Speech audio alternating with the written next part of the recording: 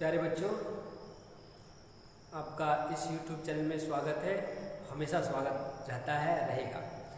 आज हम लोग तीसरे पाठ में, भौतिक विज्ञान के तीसरे पाठ में मानव नेत्र तथा रंग बिरंगा संसार के बारे में पढ़ेंगे। अब भाग 1 में हम लोग पहले मानव नेत्र के बारे में देखेंगे। मानव नेत्र समझ ही रहे हैं ना, आँख क्या होता है। अब कहें कि आँख क्या होता है, आँख तो सबके पास है, होता क्या, वो आँख है तो आँख है। लेकिन आँख किस प्रकार से होती है, किस प्रकार से उसकी संरचना होती है, उसकी जो दृष्टि होती है किस प्रकार से होती है, किस प्रकार से हम वस्तुओं को देख लेते हैं, दूर की वस्तु को भी देख लेते हैं, पास की वस्तु को भी देख लेते हैं, ये तब किस प्रकार से होता है, उस चीज़ों को हम लोग पढ़ेंगे। अब हम लोग सबसे पहले बात करते हैं कि मानव नेत्र क्या है।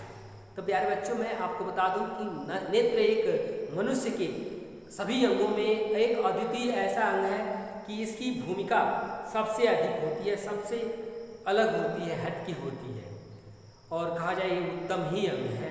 और इसके न रहने पर, भाई ये तो बात है कि आप इस जानते हैं कि जिसका भी इम्पॉर्टेंस है उसके रहने पर तो उसका इम्पॉर्टेंस का पता नहीं चलता है कि उसका इम्पॉर्टेंस क्या है।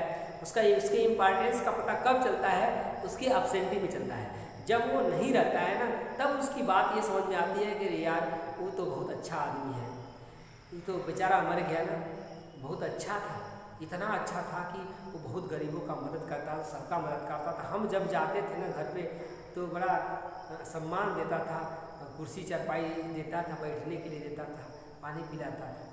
लेकिन जब रहता है तो कहे कि बस साला बहुत ये धोखेबाज था, ये मीठा मीठा बोल के ये काम कर रहा था। लेकिन ये बात है कि जो अच्छा कर्म रहेगा तो अच्छा ही परिणाम आएगा। ऐसी बात नहीं है कि अच्छे लोग को ही बुरा करते हैं। तो आँख एक ऐसी चीज़ है, मैं बता दूं आपको कि आँख ऐसी चीज़ है कि वो उसी प्रकार से है कि इसका इम्पॉर्टेंस न रहने या रहने सभी स्थितियों में आप कर सकते हैं। थोड़ी देर के लिए अपनी आँख बंद करके देखिए। जब आँख बंद कर लेते हैं तो आपको क्या दिखाई देता है? क्या दिखाई का देता है? दिखाई नहीं देता है। तो देखने का काम कौन करता है? आँख करता है। आँख करती है। आँख इतनी ऐसी एक अमूल्य चीज़ है, अमूल्य वस्तु है, अमूल्य अंग है, अभिन्न अंग है कि इससे सारी वस्तुओं को, सारे संसार को, जितनी चीज़ों को हम चाहते हैं वहाँ देखने चले जाते हैं। अब जो ही बरसात का समय या जब भी आप पर्यटन के लिए जाते हैं, पर्यटक के लिए जाते हैं, देशाटन के लिए जाते हैं, देश विदेश में जाते हैं, मंदिरों को घूमने जाते हैं, किस लिए जाते हैं? देखने जाते हैं। कहे अरे भैया यहाँ मेला लगा है। जब छोटे थे ना तो हम लोग भी ना, हम भी घर पे क्या करते थे कि 1 रुपया 2 रुपया मिल जाता था और हम लोग रोने लगते थे कि 1 रुपया मिल जाए, 2 रुपया मिल जाए, हम लोग मेला में जाएंगे, मेला देखने। क्या करने जाना है? मेला देखने जाना है। तो मेला देखने जाना है, कब देखेंगे? जब ये आँख रहेगी तब। तो आँख इतनी चीज़ें हैं ना, आप सारी चीज़ों को देखते हैं, किस प्रकार से झूला लगा है, क्या है, कैसी वस्तुएँ हैं, कैसे लोग हैं, किस प्रकार के लोग मिलते हैं, क्या क्या चीज़ें बनती है, कैसी कैसी मिठाइयाँ बनती है, किस रंग की मिठाई बनती है। अब क्या है? वो आँख है तब ना। अब जब आँख नहीं दिखाई नहीं देगा, आँख नहीं है, वो अंधा है व्यक्ति, तो उसको आप चाहे किसी भी कलर को आप उसके सामने लगाएंगे, पूरा अच्छा सा ये रूम सजा देंगे तो बताइए उसकी क्या समझ में आया, किस काम का है? किसी काम का नहीं है। बेचारे को ये रूम किसी काम का नहीं है। अर्थात इतना आप सजावट किए, जो भी किए, नहीं किसी काम का है। घर में एक नन्हा सा बच्चा पैदा होता है, सबकी लालसा होती है कि हम देखें कि उसकी आँख कैसी है, उसकी नाक कैसी है, उसका नाक किस पे गई है, नाक किस पे गई है, चेहरा किस पे गया है, मुंह किस पे गया है, हाथ किस पे गया है, उंगलियाँ किस पे गई है। ये सब कैसे पता चलेगा? जब ये दोनों आँखें होंगी तब। आँखें होंगी तभी आप देख सकते हैं, नहीं तो आप सभी वस्तुएं आपके सामने अंधकार रूप में है। आप जैसे बंद कर लीजिए तो कुछ भी वस्तु नहीं दिखाई देती। उसी प्रकार से आँख न रहने पे होता है कि कोई वस्तु नहीं दिखाई देती है।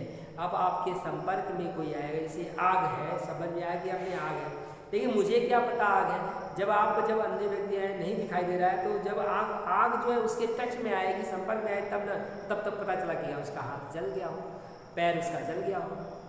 तो कहने का अर्थ है कि आँख सभी अंगों में एक अमूल्य अंग है। और इसकी जो है कि पुष्टि या इसको कहा जाए कि इसका स्थान कोई दूसरा अंग ले सकता है तो दूसरा अंग नहीं ले सकता है। अब बात है कि इसकी संरचना कैसी होती है, किस चीज़ की बनी होती है। तो मैं बता दूं, ये जो आँख होती है, चाहे हमारी आँख हो चाहे किसी की आँख हो, जितनी भी आँखें होती है वो एक प्रोटीन की बनी होती है। किसकी बनी होती है? प्रोटीन की बनी होती है। उस प्रोटीन का नाम होता है कोराइडम। क्या होता है? कोराइडम। तो नेत्र किस प्रोटीन की बनी होती है? नेत्र कोराइडम प्रोटीन की बनी होती है। किस प्रोटीन की? कोराइडम प्रोटीन की बनी होती है। अब इसकी संरचना के बारे में हम लोग बातें करेंगे कि इसकी संरचना किस प्रकार से। ये परीक्षा में पूछा जाता है तो 7 नंबर का आता है, और 7 नंबर का आता है, बिल्कुल आसान है। आप मेरी बात ध्यान से सुनिए, और ये जिस प्रकार से हम चित्र बनाते हैं आप भी बना सकते हैं। बहुत बड़ा चित्र नहीं है, ये आपके ही जैसा आपको बनाने लायक है। ये ऐसे मैंने एक स्केच किया, आप देख रहे हैं कैसा स्केच किया, ऐसे स्केच किया, एक उत्तल जैसा जिसे आप प्लेन बनाते हैं, ऐसे स्केच किया। इसके बाद ऐसे घुमाते हुए और इसको आप गोल बना लेते हैं। क्या बना लेते हैं? ऐसे गोल टाइप का बना लेते हैं, बिल्कुल ऐसे एक राउंड टाइप बना लीजिए, गोल जैसा बना लीजिए। अब गोल बनाने के बाद यहाँ पे थोड़ा सा इसको इस प्रकार से कर देते हैं कि नुकीला बना लीजिए, ये ऐसा बन गया। अब इसके बाद आप इसके अंदर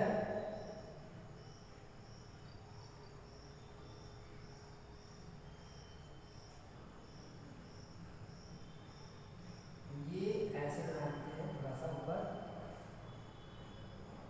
मंस इस टाइप का, और इनके अंदर एक लेयर बना लेते हैं और एक लेयर बना लेते हैं।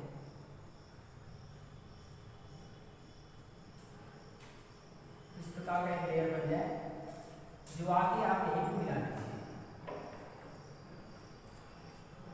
और इसी प्रकार से एक और लेयर बना लीजिए।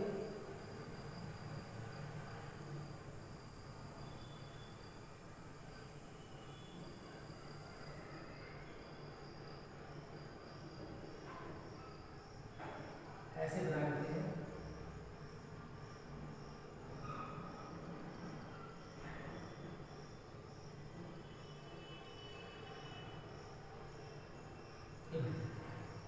ये लेयर बना दी।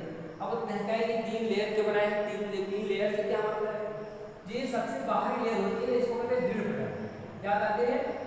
दृढ़ पटल। दृढ़ पटल कहते हैं इसका। ये बहुत सबसे मजबूत होती है, और इतनी मजबूत होती है कि बिल्कुल ये हड्डी जैसी कैल्शियम की होती है, दृढ़ पटल होती है। इसका नाम पड़ गया दृढ़ पटल। इसके जो दूसरी लेयर होती है उसको कहते हैं मध्यम। मध्यम इसलिए कहा गया, ये बीच की होती है, मध्य की होती है, मध्यम पटल। कौन सी? मध्यम पटल, या इसी को कहते हैं, दूसरा नाम भी देते हैं रक्तक पटल। रक्तक पटल, कोराइडम पटल भी इसको कहते हैं। और जो तीसरी लेयर होती है इसको कहते हैं रेटिना। क्या कहते हैं?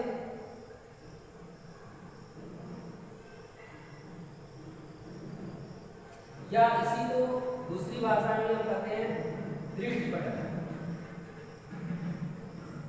दृष्टि पटल, कौन सा नाम ये? दृष्टि पटल।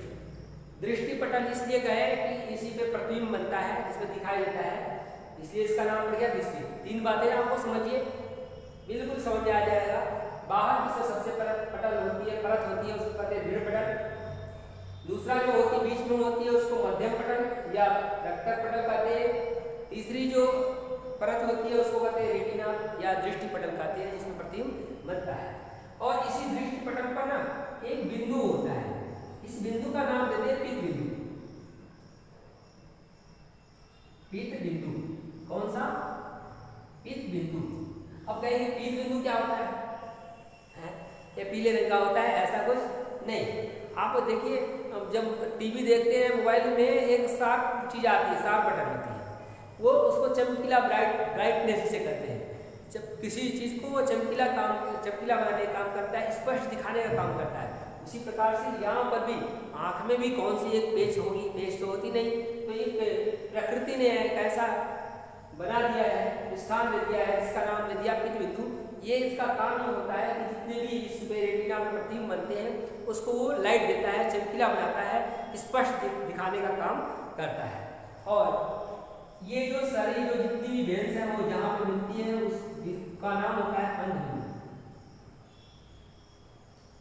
अंध बिंदु क्या नाम दिए? अंध बिंदु।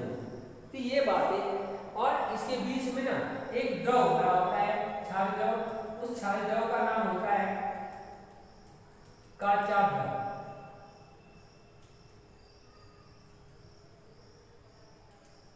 कौन सा द्रव? काचाभ द्रव। और यहाँ पे जो मांसपेशी होती है ना, उस मांसपेशी का नाम होता है आइरिस। क्या नाम होता है? आइरिस। और ये समझ रहे हैं, इसको कहते हैं नेत्र लेंस। क्या कहते हैं? नेत्र लेंस। तो ये सारी चीजें हैं, आप इसको देख लेंगे तो एक बार तो स्पष्ट रूप में समझ में आ जाएगा। कुल जितनी बातें हैं ना वो साफ साफ दिखाई दे रही है। क्या साफ साफ दिखाई दे रही है? अब इसका आ गया परिभाषा, इसको क्वेश्चन इस प्रकार के आते हैं कि मानव नेत्र का सचित्र वर्णन कीजिए। सचित्र वर्णन का मतलब चित्र ही बनाइए, उसका नामांकन भी कीजिए और उसके बारे में बताइए भी नेत्र के कौन कौन से भाग होते हैं। तो आप पहले संरचना में इसको बना लेंगे। संरचना हो गया। संरचना के बाद इसकी स्थिति देंगे, उसके नीचे की इसके विभिन्न अंग हैं, इसके विभिन्न भाग हैं। अब विभिन्न भाग में आप ऐसे ही 4-5 आप नाम उनके बारे में 2-2 लाइन लिख देंगे। पहला हेडिंग डाल देंगे दृढ़ पटल। दृढ़ पटल किसे कहते हैं? ये एक नेत्र के साथ सबसे बाहरी परत होती है जो नेत्र का एक शेप देती है, आकार देती है और ये नेत्र की रक्षा भी करती है। दूसरा मध्यम पटल, मध्यक पटल या मध्यम पटल या इसको रक्तक पटल कहते हैं। यह दूसरी परत होती है, दृढ़ पटल के नीचे की अंदर की परत होती है, जिसमें जितनी भी रक्त कोशिकाएं हैं अर्थात छोटी छोटी जितनी वेन्स होती हैं, रक्त वाहिनियाँ होती हैं, वो इसी में दबी होती है, धसी होती हैं, उसको कहते हैं रक्तक पटल। अर्थात ये जो रक्तक पटल है वो नेत्र को जीवित रखने का कार्य करती है। ये तीसरी जो परत है उसको रेटिना कहते हैं, जहाँ प्रतिबिंब बनता है जिससे दिखाई देता है उसको रेटिना कहते हैं। दिखाई देता है इसलिए उसका नाम पड़ गया दृष्टि पटल। क्या पड़ गया? दृष्टि पटल। हमने बताया कि ये दृष्टि पटल पे ही एक बिंदु होता है, उसका नाम होता है पित्त बिंदु। पित्त बिंदु भैया क्या होता है आप जानते ही हैं। पित्त बिंदु का काम होता है कि जितने प्रतिबिंब रेटिना बनते हैं ना उसको चमकीला करने का काम करता है। क्या करता है? चमकीला करने का काम करता है, उसे स्पष्ट दिखाई देने देता है। और हमने बताया कि इसके अंदर एक द्रव भरा होता है जिसे कहते हैं काचाभ द्रव। काचाभ द्रव ये कहने का मतलब परमानेंट द्रव ऐसा नहीं है, वो हमेशा उस पर कोशिकाओं के द्वारा बनते रहते हैं जो आंसू के रूप में निकलते हैं, उसको कहते हैं काचाभ द्रव। ये काचाभ द्रव जो है नेत्र को गीला रखने का काम करता है, नम रखने का कार्य करता है। और ये अंध बिंदु बताया गया, मतलब ये नहीं कि यहाँ पर अंधा होता है। अंध बिंदु इसलिए कहा गया कि जितनी भी नेत्र की, आँख की जितनी भी वो वेन्स होती है, रक्त वाहिनियाँ होती हैं, वो सभी रक्त वाहिनियों का जोड़ कहाँ पे होता है? अंध बिंदु को होता है। कहते हैं ना कि आँख का धागा, धागा मतलब होता है सभी का जो है दसों का जोड़, जोड़ जहाँ पे होता है उसी को हम कहते हैं अंध बिंदु कहते हैं। और ये नेत्र लेंस होता है। नेत्र लेंस का मतलब ये नहीं है कि परमानेंट एक जो है कि कांच का एक लेंस होता है, ये भी एक प्रोटीन की एक लेयर होती है, पर्दा होता है, केवल पर्दा होता है और जो लेंस का कार्य करता है जिसे हम कहते हैं नेत्र लेंस। और इस पर्दे के चारों मांसपेशी लगी होती, मांसपेशियाँ रहती हैं और मांसपेशियाँ इसको जकड़े रहने का कार्य करती है, इसको नेत्र लेंस को। और उस मांसपेशियाँ का नाम होता है आइरिस। तो ये सब है काम। आइरिस का काम है कि इसकी फोकस दूरी को एडजस्ट करना। ठीक है, तो ये नेत्र के भाग हो गए, नेत्र की संरचनाएं हो गए और नेत्र के बारे में हो गए। अब एक बता दूं, ये नेत्र में एक और प्रश्न आता है कि नेत्र के समंजन क्षमता से आप क्या समझते हैं, बहुत ही इंपॉर्टेंट है। मैं जितना बताऊं कि ये कम है ना, बहुत मतलब अधिक है, वो भी क्या है, कम है। कम, ये जो आइरिस है वो बहुत ही इंपॉर्टेंट है। आइरिस हमेशा पूछा जाता है, बहुत ही इंपॉर्टेंट है। वेरी वेरी, जितना लगा देंगे वो कम पड़ेगा। कितना लगा दें, बहुत है, अब जितना लगा सकते हैं। आइरिस क्या होता है, आइरिस नहीं, समंजन क्षमता, इसका नाम है समंजन क्षमता। इसको आप याद कर लेंगे। समंजन क्षमता किसे कहते हैं, नेत्र की समंजन क्षमता से आप क्या समझते हैं, नेत्र की समंजन क्षमता क्या होती है, किसे कहते हैं, उसको स्पष्ट कीजिए।